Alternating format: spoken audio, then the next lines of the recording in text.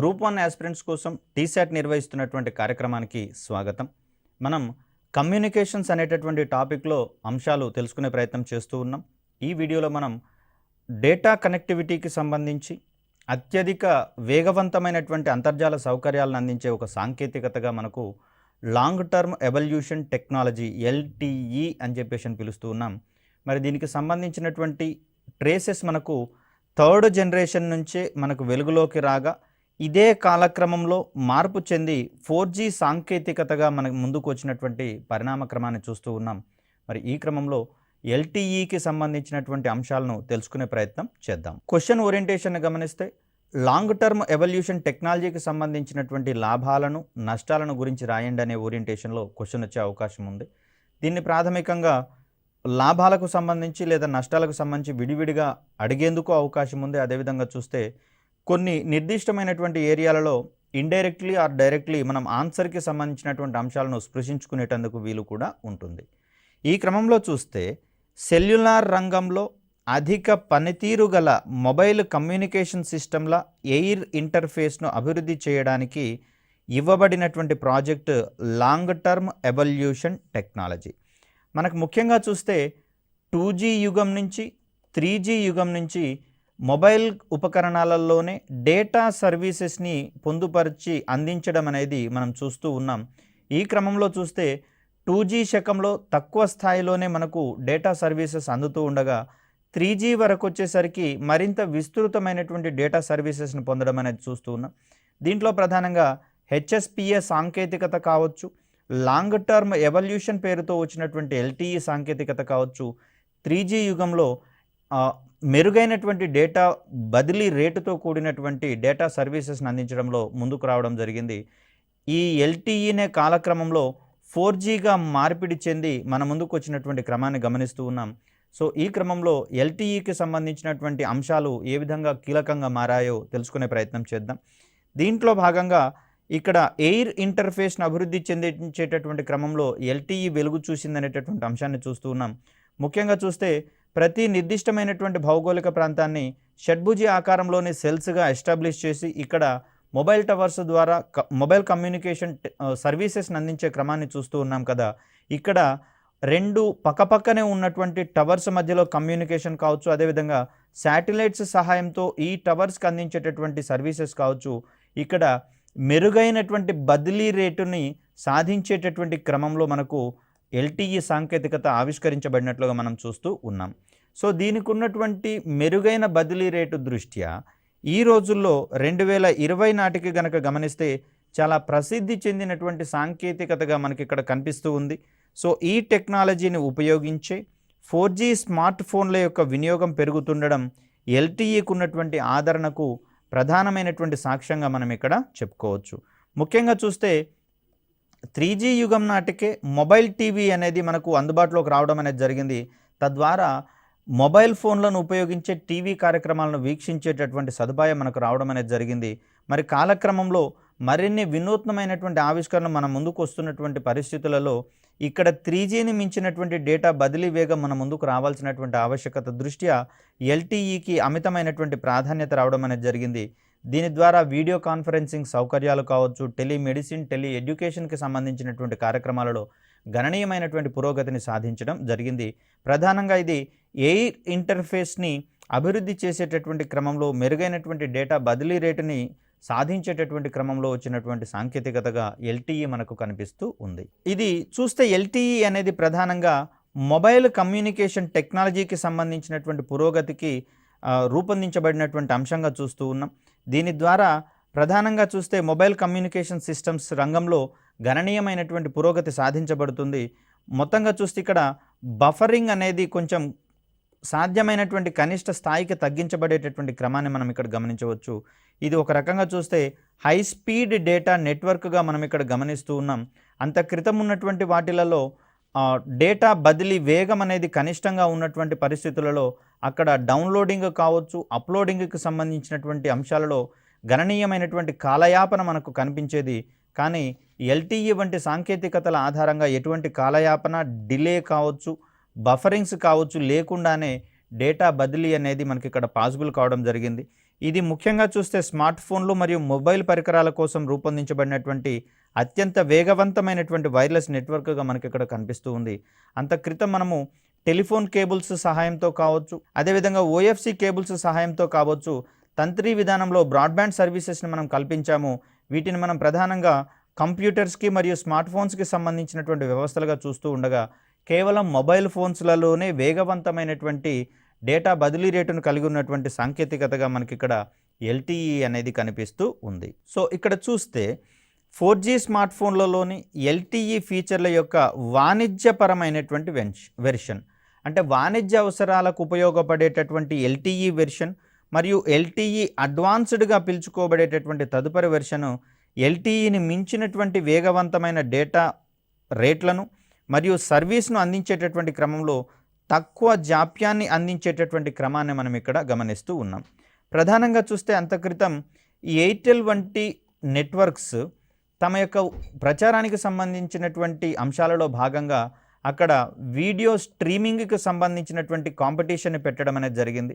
ఎవరి వీడియో అయితే త్వరగా డౌన్లోడ్ అవుతుందో వారే విజేతలుగా నిలిచేటటువంటి ప్రయత్నాలలో భాగంగా దాన్ని రూపొందించడం అనేది జరిగింది. ఇక్కడ కొన్ని సందర్భాల్లో కొన్ని నెట్వర్క్స్ వేగవంతమైనటువంటి అంతర్జాల సేవలు అందించలేక అక్కడ బఫరింగ్ అనేది ప్రధానమైనటువంటి సమస్యగా కనిపిస్తూ ఉంది. తద్వారా నెట్వర్క్ మీద ఆధారపడేటటువంటి సమయం అనేది గణనీయంగా పెరుగుతుంది. నెట్వర్క్ మీద ఆధారపడేటటువంటి సమయం గణనీయంగా పెరుగుతుంది. తద్వారా నెట్వర్క్ మీద లోడు పెరిగేందుకు అవకాశం ఉంటుంది. తద్వారా ఇక్కడ నెట్వర్క్ మీద డిమాండ్ పెరిగేటందుకు అవకాశం ఉంటుంది. తద్వారా ఇది మొత్తంగా చూస్తే నెట్వర్క్ క్రాషింగ్కి దారి తీసేటటువంటి ఒక పరిస్థితిగా మనం గమనించవచ్చు. మరి ఎల్టీఈ రాకతో ఇటువంటి బఫరింగ్కి కనిష్ట స్థాయిలకు అది తగ్గించబడింది. మొత్తంగా చూస్తే బఫరింగ్ లేనటువంటి వ్యవస్థని మనం ఇక్కడ ఎస్టాబ్లిష్ చేసుకోవడంలో భాగంగా ఎల్టీఈ అనేది ప్రధానంగా ఉపయోగపడింది. తద్వారా నెట్వర్క్ మీద ఆధారపడేటటువంటి సమయం గణనీయంగా తగ్గించబడుతుంది.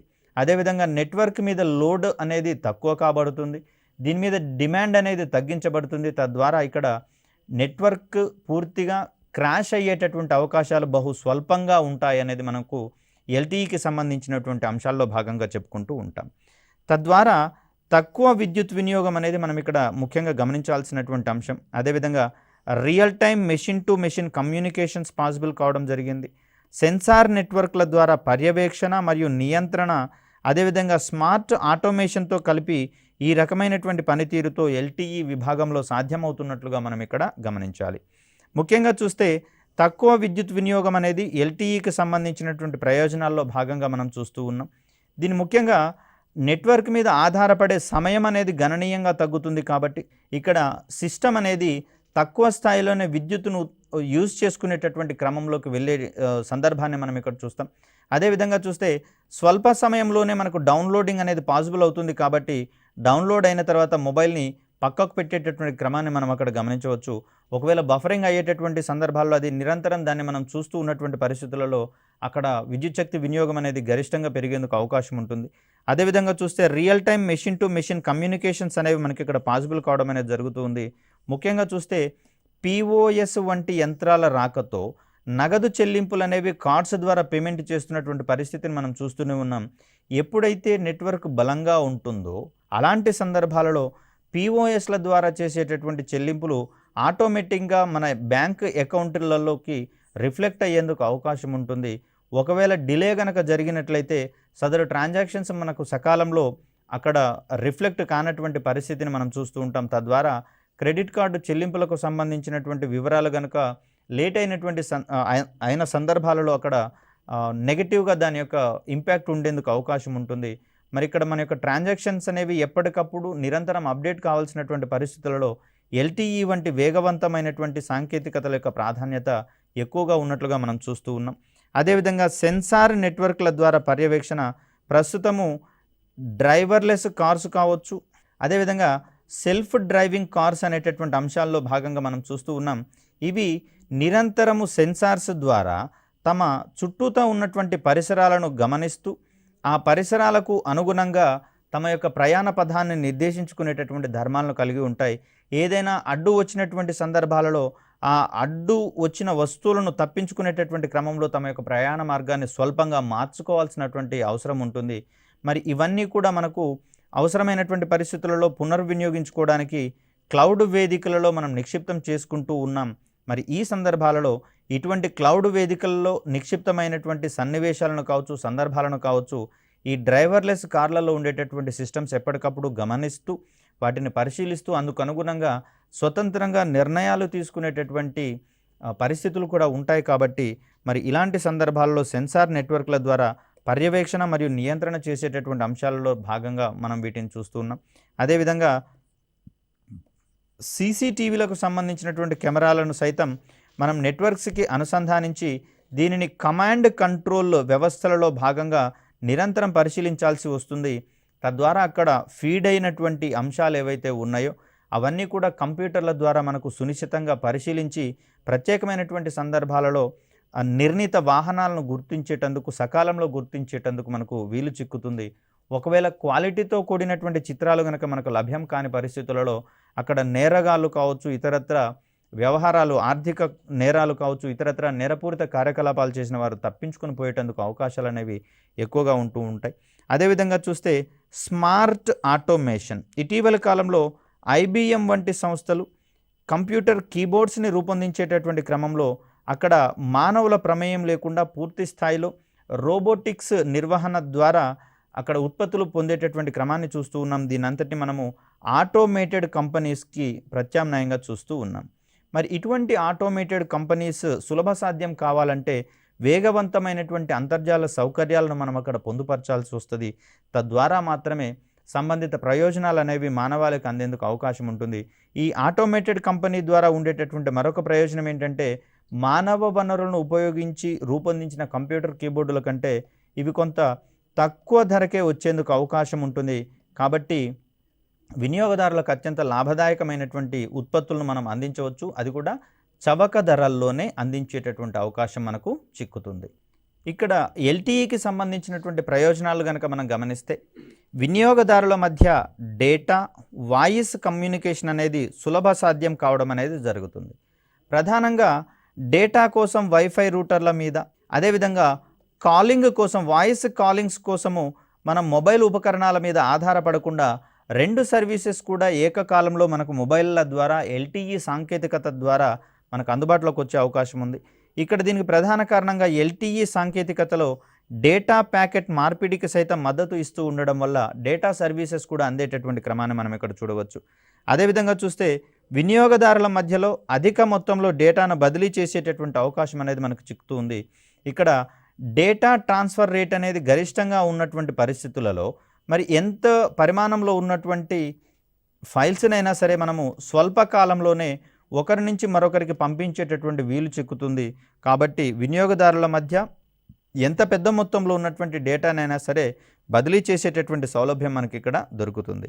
అదేవిధంగా చూస్తే డేటా వినిమయం అనేది చాలా తక్కువ విద్యుత్ వినియోగంతో జరుగుతున్నట్లుగా మనం ఇక్కడ గమనించవచ్చు. ప్రధానంగా డేటా ట్రాన్స్ఫర్ రేట్ అనేది అధికంగా ఉంటున్నటువంటి తరుణంలో తక్కువ కాలంలోనే మనకు అప్లోడింగ్ కావచ్చు, అదేవిధంగా డౌన్లోడింగ్ యాక్టివిటీస్ అన్నీ కంప్లీట్ కావడం అనేది జరుగుతుంది. తద్వారా మనము గరిష్ట సమయం పాటు నెట్వర్క్ మీద డిపెండ్ అవ్వాల్సినటువంటి సమయం లేకుండానే తక్కువ సమయంలోనే మన కార్యకలాపాలను నిర్వర్తించుకునేటందుకు వీలు కలుగుతుంది. మరి ఈ సందర్భంలో అంత క్రితం ఉన్నటువంటి బఫరింగ్ వంటి ఇబ్బందులతో కంపేర్ చేస్తే మనము గరిష్ట సమయం పాటు నెట్వర్క్ మీద ఆధారపడాల్సినటువంటి అవసరం లేదు. తద్వారా ఇది తక్కువ విద్యుత్ వినియోగంతో మన యొక్క కార్యకలాపాలను నిర్వర్తించుకునేటందుకు అవకాశాలను కల్పిస్తుంది. అదేవిధంగా చూస్తే LTE వంటి సాంకేతికతల ద్వారా స్మార్ట్ ఫోన్ బ్యాటరీల మెరుగైనటువంటి జీవితానికి దారితీయడం అనేది జరుగుతుంది. తద్వారా బ్యాటరీల జీవితకాలం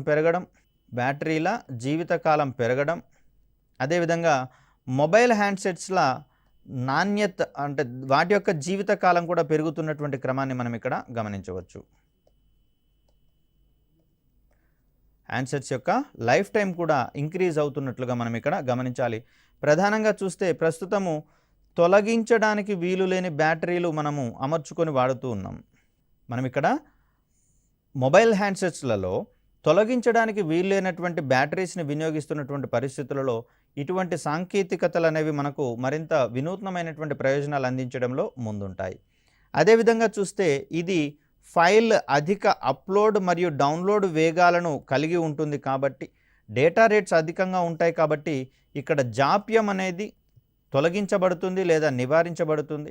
కాబట్టి మొబైల్ టీవీ కార్యక్రమాలను వీక్షించాలన్నా, అదేవిధంగా ఇటీవల కాలంలో టెలి ఎడ్యుకేషన్ వంటిది ప్రముఖంగా రావడం అనేది జరిగింది. దీని ద్వారా మొబైల్ హ్యాండ్సెట్స్ నుంచే జూమ్, గూగుల్ మీట్ వంటి ప్లాట్ఫామ్స్ ద్వారా ఆన్లైన్ క్లాసెస్ వినేటందుకు అవకాశం ఉంటుంది. కాబట్టి నిరంతరాయంగా ఎటువంటి ఇబ్బందులు లేకుండా క్లాసెస్ని వినగలిగేటందుకు అవకాశం అనేది దొరుకుతుంది ఎల్టీఈ వంటి సాంకేతికతల ద్వారా. ఇది నెట్వర్క్ వేగాన్ని వేగవంతం చేయడంతో పాటుగా నెట్వర్క్పై ఉండేటటువంటి లోడును సైతం గణనీయంగా తగ్గిస్తూ ఉంది. సపోజ్ బఫరింగ్ అనేటటువంటి ప్రమాదాలు ఉన్నటువంటి పరిస్థితులలో ఎక్కువ మంది వినియోగదారులు ఈ బఫరింగ్ ప్రక్రియ వల్ల నెట్వర్క్ మీద భారంగా పరిణమించేటటువంటి క్రమాన్ని మనం ఇక్కడ గమనించవచ్చు. తద్వారా సుదీర్ఘకాలం పాటు నెట్వర్క్ మీద అధికమైనటువంటి డిమాండ్ ఉంటున్నటువంటి పరిస్థితులలో అది మోయలేని భారంగా పరిణమించినప్పుడు క్రాష్ అయ్యేందుకు అవకాశం ఉంటుంది. ఫర్ ఎగ్జాంపుల్ గమనిస్తే ఏదైనా ఎగ్జామ్కి సంబంధించినటువంటి రిక్రూట్మెంట్ ప్రాసెస్లో అప్లికేషన్ డేట్ దగ్గరకు వచ్చినటువంటి సందర్భాలలో ఎక్కువ మంది వాటికి అప్లై చేయడానికి ప్రయత్నించడం ద్వారా నెట్వర్క్ క్రాష్ అయ్యేటటువంటి ప్రమాదాలను మనం అబ్జర్వ్ చేస్తూనే ఉన్నాం. తద్వారా కొన్ని సందర్భాల్లో డేటాను ఎక్స్టెండ్ చేసేందుకు కూడా అవకాశం ఉంటుంది. మరి ఇలాంటివన్నీ కూడా మనం గమనిస్తున్నటువంటి పరిస్థితులలో అక్కడ నెట్వర్క్ వేగవంతంగా ఉన్నట్లయితే లోడును కూడా మనం గణనీయంగా తగ్గించేందుకు అవకాశం ఉంటుంది. తద్వారా అన్ఇంటరప్టెడ్ అంటే ఎటువంటి అవాంతరాలు లేనటువంటి సర్వీసెస్ని అందించడానికి వీలు కలుగుతుంది. ఇక్కడ ఎల్టీఈకి సంబంధించినటువంటి మరిన్ని ప్రయోజనాలను కనుక గమనిస్తే ఇది కమ్యూనికేషన్ నెట్వర్క్లోని ట్రాఫిక్ని సైతం తగ్గించడానికి వీలుంటుంది. ఇక్కడ నాణ్యమైనటువంటి సేవలు దొరుకుతున్నటువంటి పరిస్థితులలో నెట్వర్క్ మీద డిపెండ్ అయ్యేటటువంటి సమయము తగ్గిపోతుంది.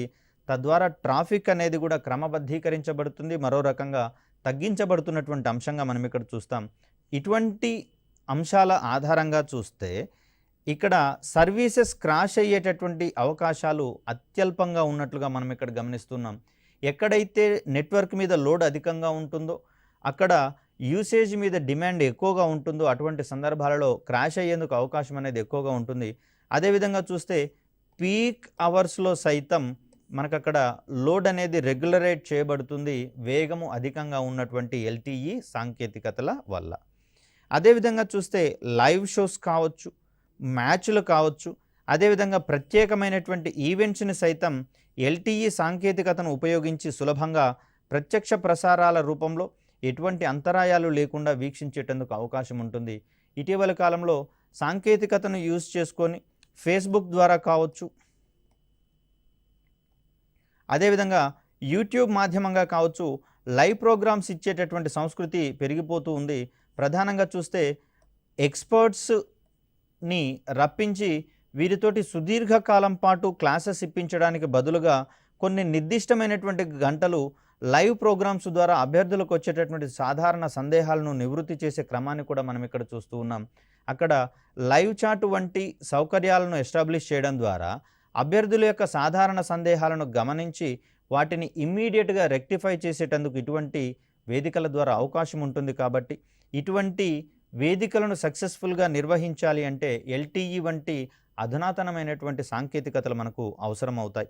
అదేవిధంగా చూస్తే భద్రతా దృక్కోణంలో సైతం వైఫై కంటే కూడా ఎల్టీఈ ఉత్తమంగా కనిపిస్తుంది. దీంట్లో ఎన్క్రిప్షన్ సర్వీసెస్ అంటే పూర్తి సెక్యూరిటీని పెంపొందించేటటువంటి ప్రైవసీని కాపాడేటటువంటి ఎన్క్రిప్టెడ్ సౌకర్యాలు ఉన్నట్లుగా మనం ఇక్కడ గమనించవచ్చు.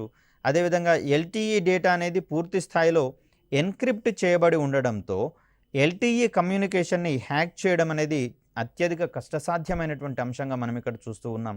ముఖ్యంగా చూస్తే ప్రైవసీ అనేది ఇటీవల కాలంలో చాలా కీలకమైనటువంటి అంశంగా పరిగణిస్తూ ఉన్నాం. ఎక్కడైతే ప్రైవసీ భద్రతకు అంటే ప్రైవసీకి ఆటంకం కలిగేటటువంటి పరిస్థితులు ఉంటాయో అటువంటి సందర్భాలలో కోర్టులను సైతం ఆశ్రయించి తమ ప్రైవసీని కాపాడుకునేటందుకు వ్యక్తులు కావచ్చు, సంస్థలు కావచ్చు ప్రయత్నిస్తున్నటువంటి తరుణంలో మరింత ఎన్క్రిప్టెడ్ సర్వీసెస్కి ఆదరణ పెరిగింది. అదేవిధంగా వినియోగం కూడా పెరిగినట్లుగా మనం ఇక్కడ గమనిస్తూ ఉన్నాం. తద్వారా ఎల్టీఈ వంటి సాంకేతికతలకు అత్యంత ఆదరణ పెరిగిందనడంలో ఎటువంటి అనుమానము లేదు. ఇక్కడ మరి ఎల్టీఈ ద్వారా అనేకమైనటువంటి అనుకూలాలు ఉన్నట్లుగా మనం ఇక్కడ చూసాము. మరి దీనికి సంబంధించినటువంటి నెగటివ్ షేడ్స్ ఏమున్నాయి లేదా ప్రతికూలతలు ఏమున్నాయి తెలుసుకునే ప్రయత్నం చేద్దాం. ఎల్టీఈ కూడా కొన్ని పరిమితులతో వస్తుంది. ముఖ్యంగా చూస్తే మనము భౌగోళిక ప్రాంతాన్ని షడ్భుజి ఆకారంలోని సెల్స్గా డివైడ్ చేసి ఇక్కడ టవర్స్ని ఎస్టాబ్లిష్ చేయడం ద్వారా కమ్యూనికేషన్ సౌకర్యాలు ఇస్తున్నామని చెప్పుకున్నాం. సాంప్రదాయ సాంకేతికతలతో పోలిస్తే ఎల్టీఈ ద్వారా రూపొందేటటువంటి సెల్స్ యొక్క పరిమాణం స్వల్పంగా ఉంటుందండి. సెల్స్ యొక్క పరిమాణము స్వల్పంగా ఉంటుంది. మరి అలాంటి సందర్భంలో భారతదేశ వ్యాప్తంగా ఎల్టీఈ ద్వారా సర్వీసెస్ అందించాలి అంటే ఎక్కువ టవర్స్ని ఎస్టాబ్లిష్ చేయాల్సి వస్తుంది. మరి ఎక్కువ టవర్లను ఎస్టాబ్లిష్ చేసేటటువంటి సందర్భాలలో అక్కడ సర్వీస్ ప్రొవైడర్లకు అది అదనపు భారంగా పరిగణించేందుకు అవకాశం ఉంది కదా. ఓకే, అదేవిధంగా చూస్తే ఎల్టీఈ సెల్లులు చిన్నవి కాబట్టి ఎల్ఎంఆర్ వలె ఇదే రేంజ్ కవరేజీని సాధించడానికి ఎక్కువ టవర్స్ని మనం ఎస్టాబ్లిష్ చేసుకోవాల్సి వస్తుంది. ఇక్కడ రిమైనింగ్ సాంకేతికతలతో పోలిస్తే ఎల్టీఈ సాంకేతికతను అందించడానికి సంబంధించినటువంటి ఉపకరణాల మీద ఎక్కువ నిధులను వెచ్చించాల్సి వస్తుంది. ఫలితంగా అది ఖరీదైనటువంటి సాంకేతికతగా మనకి ఇక్కడ కనిపిస్తూ ఉంది. ముఖ్యంగా చూస్తే జనావాసాలు ఉన్నటువంటి ప్రాంతాలలో మనం కమ్యూనికేషన్ టెక్నాలజీని ఎస్టాబ్లిష్ చేస్తూ ఉన్నాం కదా. మరి ఇలాంటి సందర్భాలలో జనసమ్మర్దం లేనటువంటి లేదా ప్రయాణ సందర్భాలలో ఊర్లకు మధ్య దూరం అనేది ఎక్కువగా ఉన్నటువంటి సందర్భాలలో సైతం ఆ ఖాళీ ప్రదేశాలలో కూడా మనము టవర్లను ఎస్టాబ్లిష్ చేయాల్సి రావడం అనేది ఇక్కడ తలకు మించినటువంటి భారంగా మనం గమనిస్తూ ఉండాలి. అదేవిధంగా చూస్తే ఎల్టీఈకి సంబంధించినటువంటి ప్రతికూలతలలో ఇది అన్ని నగరాల్లో ప్రస్తుతం అందుబాటులో లేనటువంటి సాంకేతికతగా మనం ఇక్కడ చూస్తూ ఉన్నాం. కాబట్టే ప్రయాణించేటటువంటి క్రమంలో కొన్ని సందర్భాలలో 4G నుంచి మినహాయింపు తీసుకొని 3G మరియు 2G సాంకేతికతల మీద కూడా మనము ఆధారపడాల్సి వస్తుంది. అయితే కొన్ని హ్యాండ్సెట్స్ ఇక్కడ 3G మరియు 2G సర్వీసెస్కి ప్రారంభంలో అయితే అవి అనుకూలంగా ఉండనటువంటి పరిస్థితి. తద్వారా 4G సర్వీసెస్ కనుక అందని పరిస్థితులలో పూర్తిగా అక్కడ మొబైల్ హ్యాండ్సెట్ పనిచేయనటువంటి క్రమాన్ని మనం గమనించాం.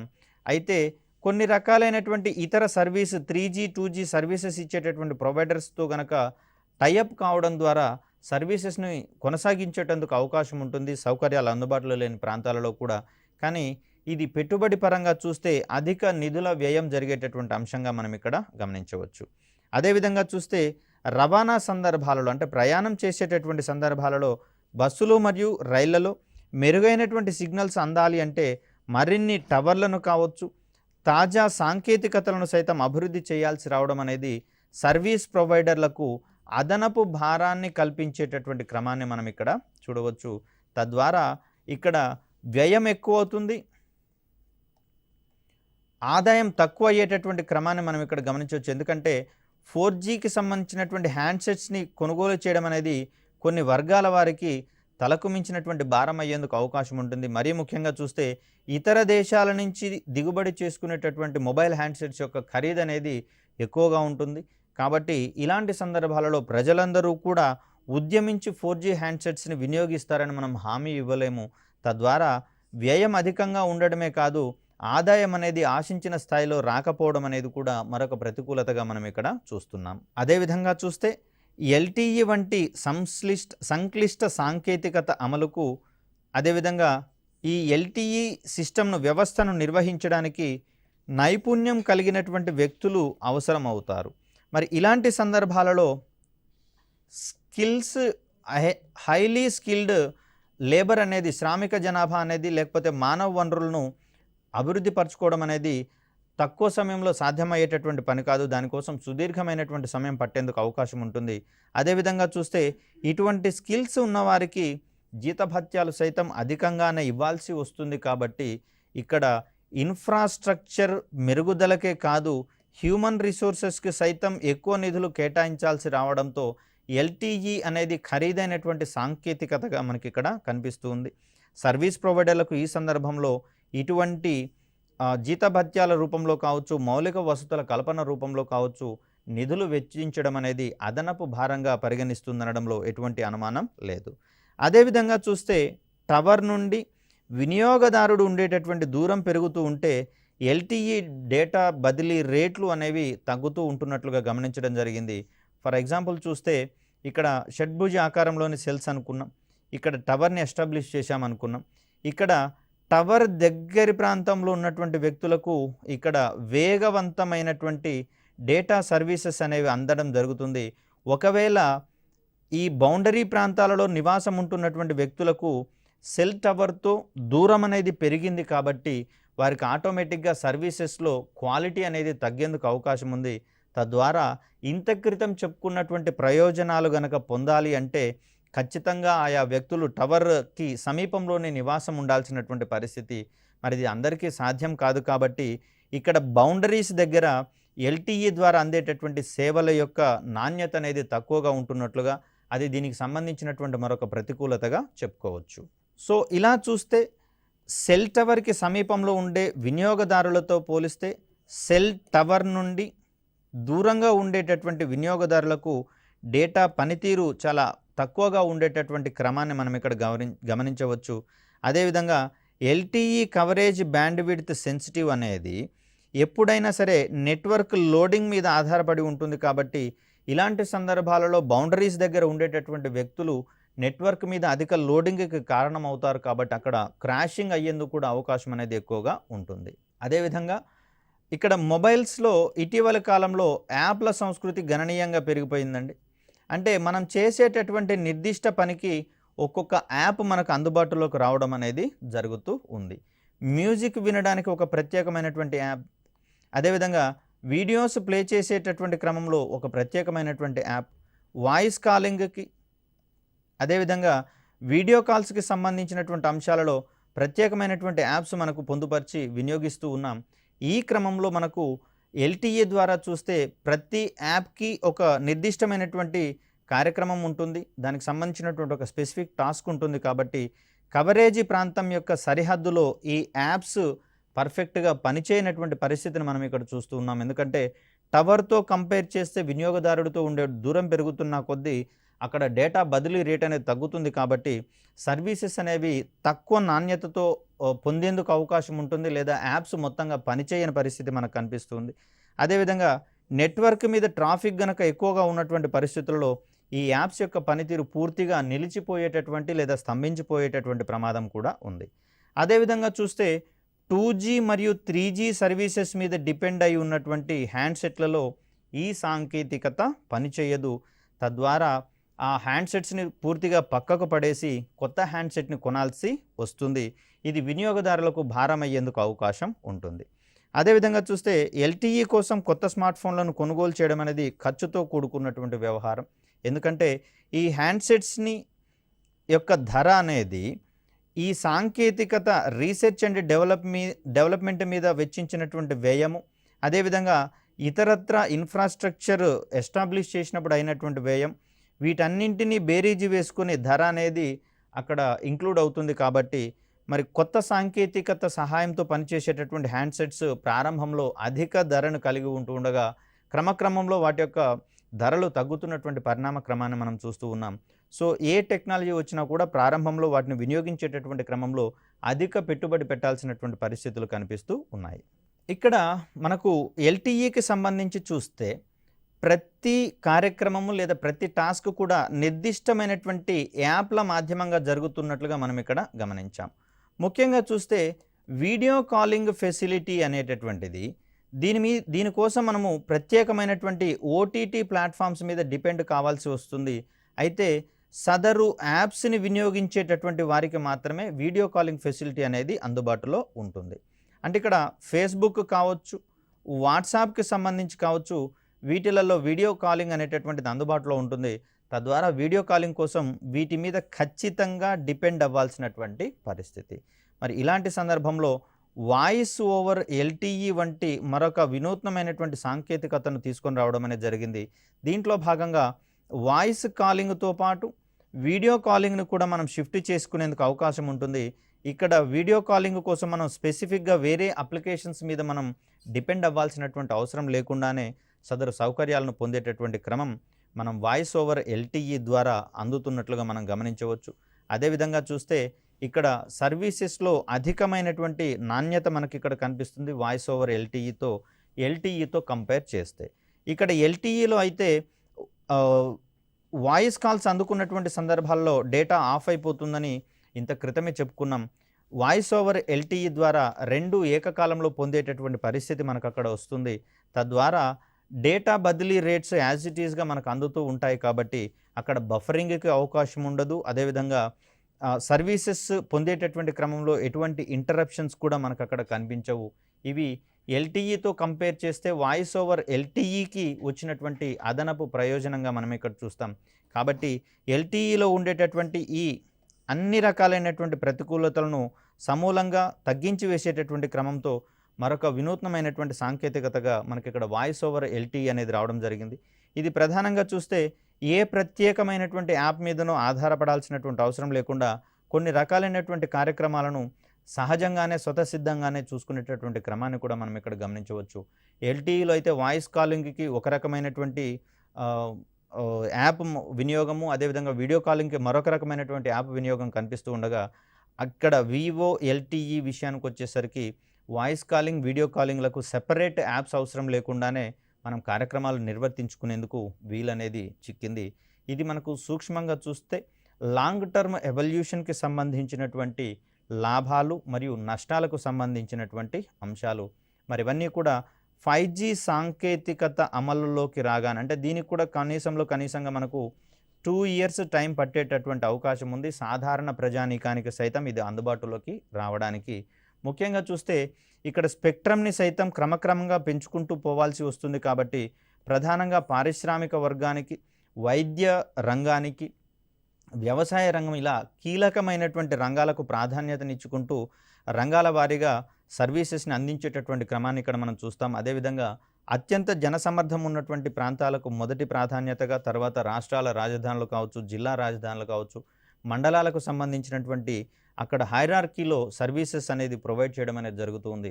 తద్వారా మరింత సమయం పట్టేటటువంటి అవకాశం ఉంది. అప్పటి వరకు కూడా మనము ఈ 4G టెక్నాలజీలో కీలకమైనటువంటి ఎల్టీఈ మరియు వాయిస్ ఓవర్ ఎల్టీఈ వంటి సాంకేతికతల మీదనే ఆధారపడాల్సినటువంటి పరిస్థితి.